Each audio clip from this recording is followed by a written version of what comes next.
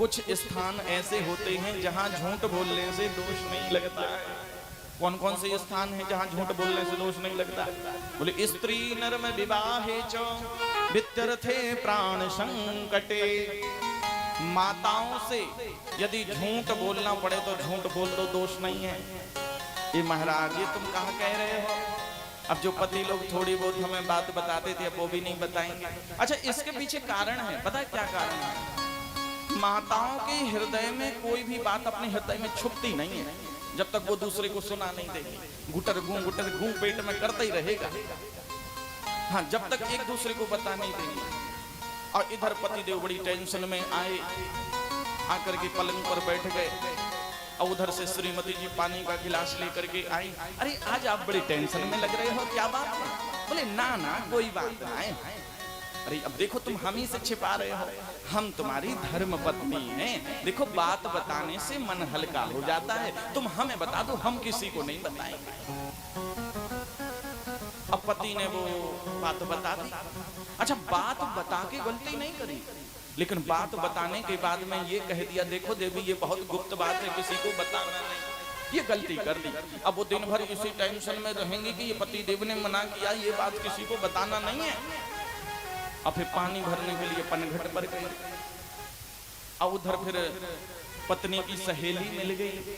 अरे दीदी आज तुम बड़ी टेंशन में लग रही हो, क्या बात है? ना ना कोई बात नहीं।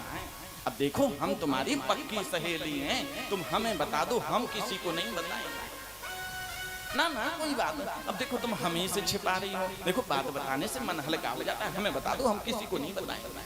सो फिर पत्नी ने सहेली को बता दी और सहेली ने सहेली को बता दी। सो करने करने जपन जनः कानो ही कान, जिस बात को आप छुपाना चाहते थे वो बात पूरी प्रजा में फैल जाती है। इसलिए माताओं से यदि कोई बात छुपानी पड़े तो उसमें दोष नहीं है। अच्छा, इनके बात क्यों नहीं बताना चाहिए? इनको श्राप लगा हुआ है स्त्रियों को, माताओं को। किनका श्राप लगा है? बोले एक बार युधिष्ठिर जी महाराज जब एक एक करके कौरवों के नाम से पिंडदान कर रहे थे, उसी समय कुंती मैया आई। कुंती मैया कहने लगी बेटा एक पिंडदान तुम कर्ण के नाम से भी कर दो। युधिष्ठिर जी कहने लगी मैया कर्ण हमारी बिरादरी का नहीं, गोत्र का नहीं, खानदान का नहीं, हम कैसे कर्ण का पिंडदान कर सकते हैं? तब कुंती मैया कहने लगी बेटा जो कर्ण था ना वो तुम्हारा सबसे बड़ा वाला भाई था। बेटा जिस समय मैं कुमारी थी उस समय दुर्वासा ऋषि आए थे और दुर्वासा ऋषि ने मुझे एक मंत्र दिया था और कहा था बेटी इस मंत्र को तुम जिस देवता के सामने बोलोगी वो देवता तुम्हारे सामने प्रकट हो जाएगा और उससे तुम जो मांगोगी वो तुम्हें मिलेगा। एक दिन मैंने उस मंत्र की परीक्षा लेने के लिए सूर्य नारायण भगवान के सामने उस मंत्र को जपा। उस मंत्र के प्रभाव से सूर्य नारायण भगवान प्रकट हो गए। कहने लगे बेटी मुझे किस लिए स्मरण किया है?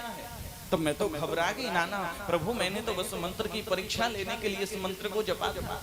लेकिन सूर्य नारायण भगवान कहने लगे बेटी जब जब देवता आते हैं तो कुछ ना कुछ दे करके जाते हैं, इसलिए मैं तुम्हें वरदान देता हूँ कि मेरे जैसा तेजस्वी यशस्वी पुत्र तुम्हें प्राप्त होगा। और सूर्य नारायण भगवान की कृपा से मुझे कर्ण प्राप्त हुआ। उस समय मैं कुमारी थी।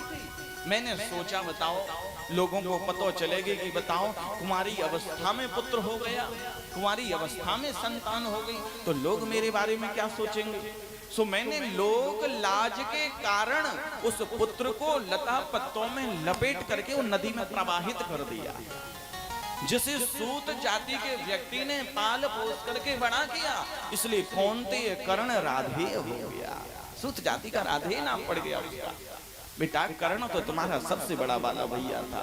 तभी युधिष्ठिर जी महाराज कहने लगे मैया आपने इतनी बड़ी बात हम लोगों से छिपाई है, यदि आपने हमें पहले बता दिया होता हम पांचों भाई मिलकर के अपने बड़े भैया की खूब सेवा करते, परंतु आपने लोक लाज के कारण इतनी बड़ी बात हमसे छिपाई। आज से हम सारी स्त्री समाज को श्राप देते हैं कि कोई भी माता अपने हृदय में ज्यादा देर तक कोई बात छिपा करके नहीं रख पाएगी। ये माताओं को श्राप लगा है। इसलिए माताओं से यदि कोई बात छिपानी पड़े तो इसमें दोष नहीं है। स्त्री नरम विवाहे च, हमारे झूठ बोलने से यदि किसी कन्या का विवाह हो रहा हो, महाराज जी आप वहां कथा करने गए थे, उनकी जो बेटी है ना, जिन्होंने कथा सुनी थी, जो यजमान जी थे, उनकी बेटी हमारे यहाँ बहू बन करके आ रही है, बताओ ना वो बेटी कैसी है, अच्छी है ना, आचार विचार तो अच्छे हैं ना, तो हमें यदि उस कन्या के विवाह के लिए झूठ बोलना पड़े, ना ना भैया बहुत अच्छी कन्या है, आप जरूर विवाह करो, तो इसमें दोष नहीं है। स्त्री नर्म विवाहे जो विद्यर्थे प्राण संकटे। गौ हत्या, हमारे एक झूठ बोलने से गौ हत्या रोक रही हो तो झूठ बोल देना चाहिए, वहां दोष नहीं है। जब हमारे प्राण संकट में आ गए हो और एक झूठ बोलने से बच रहे हो तो वहां झूठ बोल देना चाहिए, वहां भी दोष नहीं है। और बोले जब संपूर्ण धन के नष्ट होने का समय आ जाए, संपूर्ण धन नष्ट होने वाला हो और एक झूठ बोलने से बच रहा हो तो वहां भी झूठ बोल देना चाहिए, वहां भी दोष नहीं है। और राजा